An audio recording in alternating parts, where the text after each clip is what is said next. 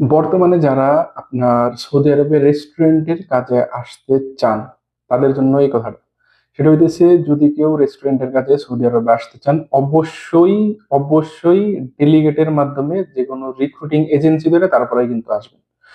বিষয়টা হইতেছে কি, আপনার বর্তমানে যারা লোড আনলোডের ভিসাতে আপনার আসতেছে এবং তার দালালরা বলতেছে তোমার কাফেলা করে দিব, তারা কিন্তু এখানে এসে কাজ তো দূরের কথা, ঠিক মতন চাকরিটাও পাইতেছে না, আপনার এই আকামাটাও পাইতেছে না আর কি। আর ডেলিগেটের মাধ্যমে আসলে কি হবে, ওইখানে কিন্তু বলেই দেয় যে 800 রিয়াল থেকে 1200 রিয়ালের মতন স্যালারি, এবং ওরা কিন্তু সরাসরি সাপ্লায়ার থেকে ভিসাটা নিয়ে তারপরে কিন্তু আপনারা এইখানে আনেন। সাপ্লায়ার মানে সাপ্লাই, যে ভালো ভালো বড় বড় কোম্পানি গুলো আছে, সাপ্লাই কোম্পানির মতনই সুযোগ সুবিধা আর কি। ওদের মাধ্যমে কিন্তু আপনার মানে লোকগুলা আনে।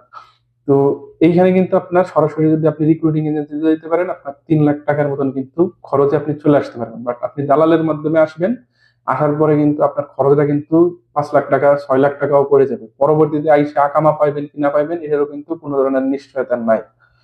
তো এই জন্য আমি বলি, আবার এইখানে মনে করেন আসলেন, আসার পরে কিন্তু ওই চাকরিটা কিন্তু সেই ক্লিনারের কাছে বা আপনার কিচেন হেল্পারের কাছেই কিন্তু দিব, এবং বেতনটা কিন্তু সেই 800 রিয়াল বা 1000 রিয়াল বা 1200 রিয়াল, সর্বোচ্চ এই পর্যন্তই আর কি।